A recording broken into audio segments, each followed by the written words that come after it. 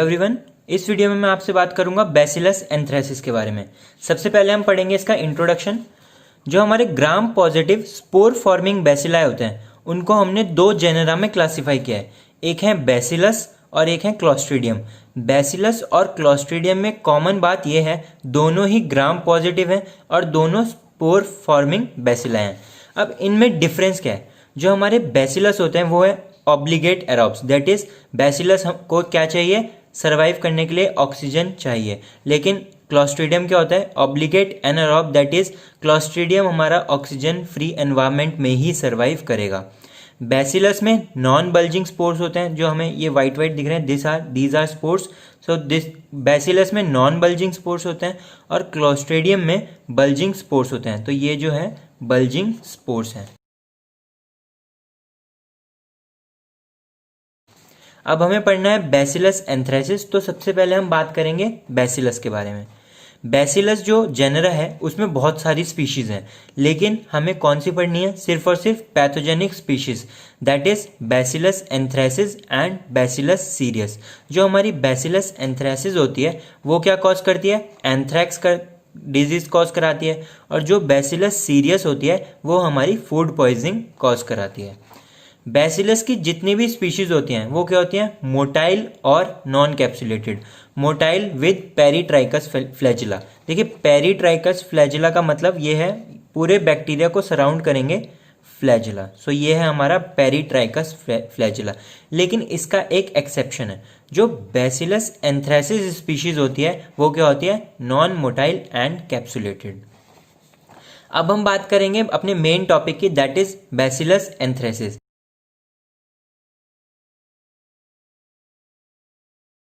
सबसे पहले हम देखेंगे इसके फीचर्स। जो ऑलरेडी 4 फीचर्स मैं आपके साथ डिस्कस कर चुका हूं, दैट इज ग्राम पॉजिटिव, यहां देखा था हमने ग्राम पॉजिटिव है। नॉन मोटाइल कैप्सुलेटेड, यहां देखा था हमने नॉन मोटाइल है और कैप्सुलेटेड है। देन हमने देखा था क्या कॉज कर रहा है? एंथ्रैक्स कॉज करता है। तो बैसिलस एंथ्रेसिस क्या कॉज करता है? एंथ्रैक्स डिजीज क्या कॉज करता है? रेक्टेंगुलर नोड है, रेक्टेंगुलर शेप का होता है, नॉन फ्लैजिलेटेड, मतलब नॉन मोटाइल है तो कोई फ्लैजिला प्रेजेंट नहीं होगा। और इसकी लेंथ वेरी करती है 3 to 10 micrometre and width vary करती है 1 to 1.6 माइक्रोमीटर। और ये चेन्स की फॉर्म में अरेंज रहता है।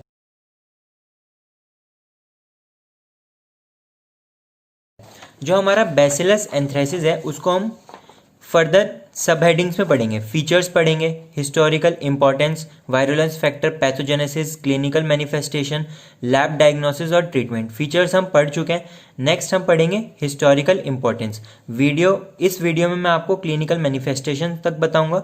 नेक्स्ट वीडियो में इसका लैब डायग्नोसिस और ट्रीटमेंट बताऊंगा। सो नेक्स्ट सब heading is historical importance of bacillus anthracis.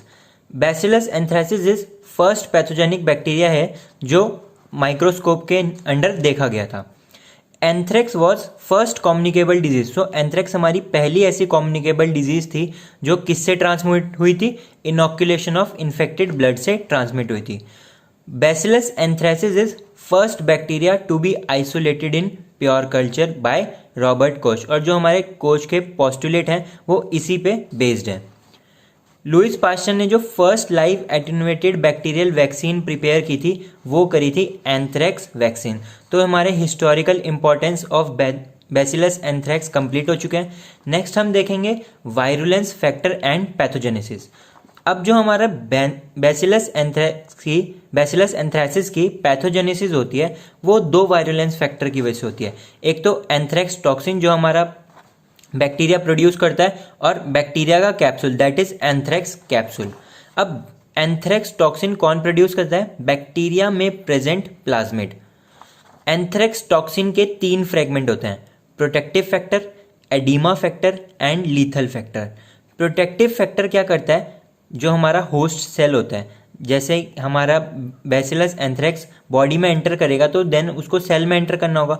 तो प्रोटेक्टिव फैक्टर होस्ट के सेल रिसेप्टर के साथ बाइंड कर देता है और facilitate entry of other fragments into the host cell. तो प्रोटेक्टिव फैक्टर क्या काम करेगा? एडिमा फैक्टर और लीथल फैक्टर को सेल में एंट्री कराने में हेल्प करेगा। अब एडिमा फैक्टर नाम खुद बता रहा है क्या कॉज करेगा, एडिमा कॉज करेगा। और ये एडिमा कैसे कॉज करता है, by increasing cyclic AMP in host cell. और लीथल फैक्टर क्या करेगा, नाम बता रहे लीथल मतलब सेल की डेथ करा देगा। अब जो हमारा एंथ्रेक्स का कैप्सूल होता है, एंथ्रेक्स का कैप्सूल भी कौन सिंथेसिस करता है, plasmid present inside bacillus anthracis. अब एंथ्रेक्स कैप्सूल की स्पेशलिटी ये है कि ये पॉलीपेप्टाइड कैप्सूल है। सारे बैक्टीरिया जनरली पॉलीपेप्टाइड कैप्सूल के होते हैं, बट जो हमारा बैसिलस एंथ्रेसिस का कैप्सूल है वो किसका बना हुआ है, पॉलीग्लूटामेट का बना हुआ है। और बैसिलस एंथ्रेक्स का जो कैप्सूल होता है वो क्या करता है, किसको इनिबिट कर देता है, कॉम्प्लीमेंट मीडिएटेड फैगोसाइटोसिस। तो जो कॉम्प्लीमेंट सिस्टम की वजह से फैगोसाइटोसिस होता है वो उसको इनिबिट कर देता है और ये बॉडी में सर्वाइव कर जाता है। सो हम बैसिलस एंथ्रेसिस में फीचर्स देख चुके हैं, हिस्टोरिकल इंपॉर्टेंस देख चुके हैं, वायरुलेंस फैक्टर और पैथोजेनेसिस भी हमने कंप्लीट कर दिया। तो इस वीडियो की लास्ट सब हेडिंग है क्लिनिकल मैनिफेस्टेशंस। क्लिनिकल मैनिफेस्टेशन में सबसे पहले हमें पढ़ना है एनिमल एंथ्रेक्स। सो जो एनिमल में एंथ्रेक्स होता है वो मोर कॉमन होता है कैटल और शीप में। Infection by injection of spores through soil, तो एनिमल क्या करते हैं, सॉइल के थ्रू स्पोर्स को इंजेस्ट कर लेते हैं और उनके अंदर क्या एंटर कर जाता है, हमारा बैसिलस एंथ्रेसिस एंटर कर जाता है और एंथ्रेक्स डिजीज कॉज कर देता है। अब इसके क्लिनिकल फीचर्स क्या होते हैं, फेटल सेप्टिसीमिया, सेप्टिसीमिया मतलब इन्फेक्शन इन ब्लड, तो इन्फेक्शन ब्लड में एंटर कर जाता है और जो लाइफ थ्रेटनिंग होता है। लोकलाइज्ड क्यूटेनियस लीजन्स प्रेजेंट होते हैं बट ये रेयर केसेस में होते हैं। Infected animal discharge large number of bacilli from mouth, nose and rectum, तो जो एनिमल होगा वो बहुत सारा क्या करेगा, बेसिलाई डिस्चार्ज करेगा माउथ से, नोज से और रेक्टम से। नेक्स्ट हमें पढ़ना है ह्यूमन एंथ्रेक्स। ह्यूमन एंथ्रेक्स में जो ट्रांसमिशन होता है वो सबसे पहले एक्सपोजर टू एनिमल्स, देखिए एनिमल्स में एंथ्रेक्स होगा तो मोर कॉमन है exposure to animals, inhalation of spores, fomites, fomites मतलब इन्फेक्टेड यूटेंसिल्स, क्लोथ्स, बट ये रेयर होता है। मेनली तो जो मोर कॉमन होता है वो एनिमल से एक्सपोजर की वजह से होता है। इंजेक्शन ऑफ कार्केसिस, कार्केसिस मतलब dead animal, injection of dead body of animals dying of anthrax containing spores, अगर हमने कोई एनिमल को इंजेस्ट किया है और उसको क्या था, एंथ्रेक्स था, तो उसके अंदर स्पोर्स होंगे बैसिलस एंथ्रेसिस के और वो हमारी बॉडी में एंटर कर जाएंगे।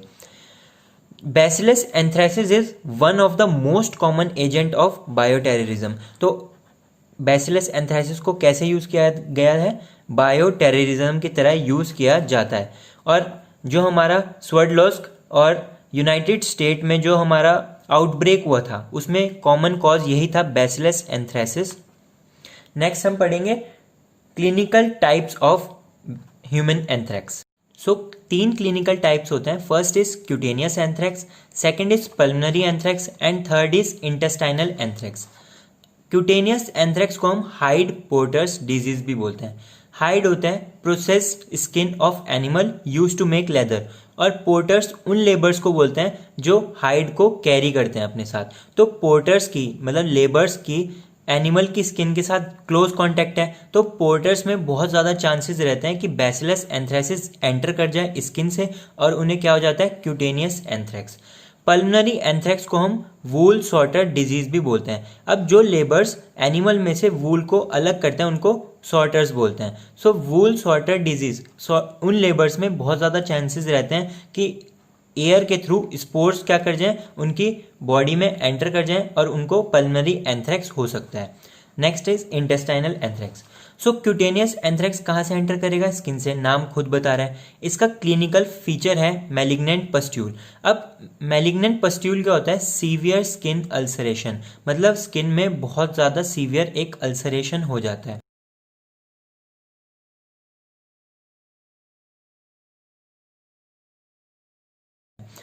क्यूटेनियस एंथ्रेक्स मोस्ट कॉमन है, 95% जो एंथ्रेक्स के केसेस होते हैं ह्यूमन एंथ्रेक्स के वो क्यूटेनियस एंथ्रेक्स होते हैं। फेटल नहीं होता, मतलब फेटल नहीं होता, लाइफ थ्रेटनिंग नहीं होता, इसी वजह से इसको बायोटेररिज्म के लिए रेयरली यूज़ किया जाता है। अब हम बात करते हैं पल्मोनरी एंथ्रेक्स की। तो पल्मोनरी एंथ्रेक्स कहाँ से होगा, थ्रू इनहेलेशन ऑफ स्पोर्स, और इसका क्लिनिकल फीचर है हेमोरेजिक न्यूमोनिया। तो मतलब न्यूमोनिया तो हो गई, इन्फ्लामेशन तो हो गई लंग्स का, साथ ही साथ लंग्स में ब्लीडिंग भी होगी। पल्मोनरी एंथ्रेक्स क्या है? रेयर है और फेटल है। फेटल है इसी वजह से इसको मोस्ट कॉमनली यूज किया जाता है bioterrorism, most common form to cause bioterrorism. Intestinal anthrax क्या होता है? हाईली फेटल। सो दोस्तों, बैसिलस एंथ्राइसिस में अभी इस वीडियो में इतना ही है। सो हम क्लिनिकल मैनिफेस्टेशन भी कंप्लीट कर चुके हैं। अगर आपको मेरी ये वीडियो पसंद आई है तो प्लीज़ इसको ज़्यादा से ज़्यादा शेयर कीजिए और चैनल को सब्सक्राइब कीजिए, और इसके नोट्स मैं FB पे अपलोड कर दूंगा, आपको डिस्क्रिप्शन में मिल जाएंगे। और सेकेंड वीडियो ज़रूर देखेगा बिकॉज लैब डायग्नोसिस और ट्रीटमेंट बहुत ज़्यादा इंपॉर्टेंट टॉपिक है। Thank you.